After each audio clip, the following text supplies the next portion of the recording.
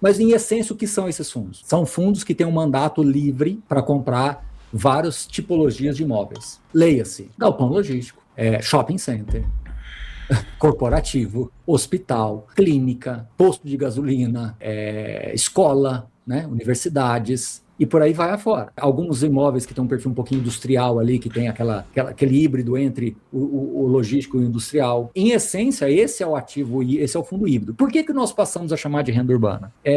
Porque, comercialmente falando, faz mais sentido. E, além disso, os principais fundos de renda urbana, quando nasceram, isso foi, o HGRU nasceu... Na verdade, o primeiro fundo de renda urbana que eu me lembro, assim, foi um fundo que nasceu há muitos e muitos anos atrás, ele se chamava Max Retail, né, que ele tinha lojas locado para loja americana, Carrefour e Walmart. Isso tem anos.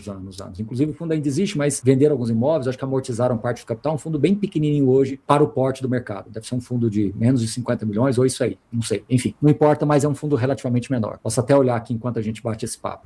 E aí o que acontece? O grande ponto que eu vejo, um pouquinho maior, é o valor de mercado que é 70 milhões, o valor de patrimônio 100 milhões, mas muito pequeno dentro do que é o tamanho do mercado hoje. Mas independente disso, então lá atrás tinha essa ideia de retail, né, de varejo. Só que o que é varejo? O varejo, quando remete às ações, é uma coisa que não é tão interessante do ponto de vista de ações para algumas pessoas. Então, as pessoas não quiseram colocar o nome varejo. E aí começou a ter um encontro comercial de tudo isso, até que veio o Renda Urbana, do CSHG, com uma proposta de escola, que depois foi para aquisições de lojas pernambucanas e por aí foi. Sim. E de repente começou a comprar esses supermercados, aí veio o TRXF, depois veio o Gari comprando supermercados, etc. O Gari nasce com uma visão bem logística e depois já muda o mandato. E aí vem um caminhão de oportunidades de compra de imóveis urbanos, óbvio, por isso chama renda urbana, né? Imóveis urbanos, com essa característica de atacarejo, de supermercado, de lojas voltadas para varejo essencial, que foi muito resiliente na época da pandemia. Era um dos poucos lugares que ficaram abertos, você vai lembrar bem disso. Então, esses setores, eles passaram a ficar extremamente atrativos, então esses fundos tiveram uma curva de crescimento exponencial. Mais recentemente, a gente veio uma outra onda de outros tipos de imóveis, né? Hospitais, escolas, faculdades, etc. Então, o que eu acho? Honestamente, eu acho que esses fundos vão ainda ter um crescimento gigantesco no Brasil. Gigantesco. Por quê? Porque você tem um acesso a uma pluralidade muito grande de agentes de mercado, você tem uma facilidade maior para esses fundos fazerem um mecanismo de troca de cotas, que é você entregar cotas do fundo e receber o imóvel de uma família, por exemplo. Uhum. Você tem uma outra vantagem, que você tem um cap rate um pouco melhor, então você consegue hoje ter um fundo desse com um cap rate médio de 9%, 10% ao ano, que do ponto de vista imobiliário é interessante. E eu acho que o ponto mais importante é que vários desses fundos têm alguns imóveis que têm um ticket menor. Então você tem fundos de 30 milhões, 40 milhões, 50 milhões, 60 milhões, às vezes 10 milhões. E esses fundos têm a capacidade de vender mais rapidamente. Então compra e vende, vende, compra e vende. Então ele é mais ativo. E o fundo com essa gestão ativa tende a ter um resultado implícito maior. Ou seja, você tem uma combinação de fatores que favorece o desenho desses produtos. Então, eu acredito, né, você pode ter dentro desses fundos também um pedacinho, uma fração de um shopping center, de um strip mall, de uma loja de fast food, essas lojas de rua, né, de fast food. Então, olha a pluralidade de ativos que você coloca dentro do fundo. Consequentemente, você abre várias possibilidades, né? Você vai abrindo várias abas, né, várias caixinhas dentro do próprio fundo. Alguns desses imóveis são imóveis, agências bancárias também lá dentro. Barulho, mas a agência bancária é bom ainda? O tempo está nos mostrando que uma agência bancária bem localizada, ela tende a ser interessante, porque você pode reposicionar esse imóvel, ele tem um valor imobiliário muito grande, você pode criar um novo negócio dentro dessa agência bancária. Em alguns casos, a depender da operação ali, se for um banco público, alguma coisa, existe uma tendência natural de você ter um serviço social agregado, então você tende a ter uma permanência desse banco por mais tempo.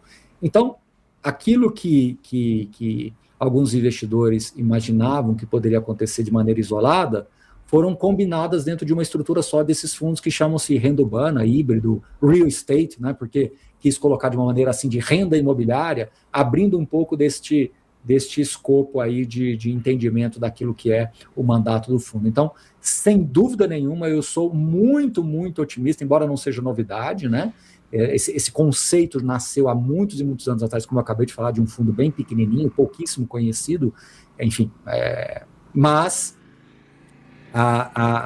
de 2018 para cá, ele foi reinventado com uma roupagem diferente, com uma amplitude maior de mandato, com gestores mais focados nesse tipo de estratégia. Então, sem dúvida nenhuma, eu sou bem otimista com esse segmento, que hoje, dentro do IFIX, depende do jeito que você enquadra, mas hoje ele já representa 15%. 20%. Então, ele já é até marginalmente maior do que o fundo de shopping e marginalmente menor do que o de logística. Então, quando eu falei lá atrás, e isso tudo é único e exclusivamente pelo fato de eu respirar esse ambiente aqui com intensidade, que eu falei lá atrás que o setor de lajes corporativos ia diminuir cada vez mais, e o setor de renda urbana ia subir cada vez mais, é exatamente esse movimento que a gente está vendo, entendeu? De um ativo. Porque eu gosto de olhar o quanto aquela classe ela é fértil, ela é próspera.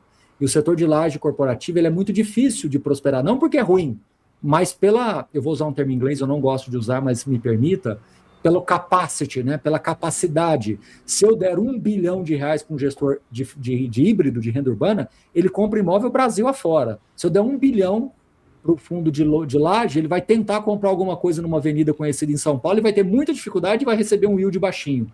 Então, a prosperidade do setor de laje, a prosperidade do setor de renda urbana, na minha visão, ele e aqui eu coloco entre aspas, com todo o cuidado do mundo, ele é infinito. Porque uma esquina muito bem localizada em Vitória da Conquista, né, onde você mora, pode ser alvo de um fundo imobiliário e, golaço. Se eu tenho um imóvel na melhor esquina de Vitória da Conquista, locada por uma rede de restaurante, por uma rede de farmácia, golaço, né? Fantástico.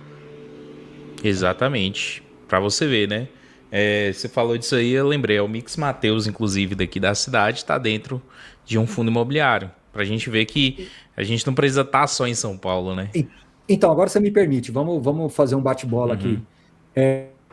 Esse ativo, ou ele está num vetor de crescimento da cidade, ou ele está abraçado pela cidade, verdadeiro ou falso? Sim, verdadeiro. Por quê? Porque o Mateus deve ter estudado muito bem aonde ele fez essa operação, porque é um contrato de 15, 20, 25 anos.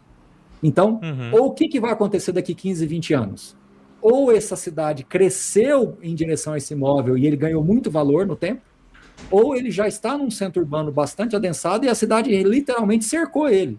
E o que vai acontecer daqui 20 anos? Só vai ter esse terreno grande disponível na cidade, nessa micro-região. O que isso significa? Valor agregado no tempo. Entendeu? Exato. Agora, como é que você faz isso para uma laje corporativa? É mais difícil, porque você tem um prédio, é diferente, a dinâmica é diferente. De novo, tá, gente? Eu não estou querendo dizer que é ruim, não me interpretem mal. Eu estou falando de capacity, ou seja, os fundos de laje corporativa que nós temos referência são fundos que estão muito bem posicionados nessa região micro de São Paulo, principalmente. Não é por preconceito das outras cidades, mas é entendendo que as outras cidades não têm essa dinâmica dessas micro-regiões de São Paulo. Entendeu? E por que São Paulo? Micro-regiões de São Paulo. Nós estamos falando de lugares muito específicos em São Paulo. Até dentro de São Paulo, fora dessas regiões primárias, é difícil. Né?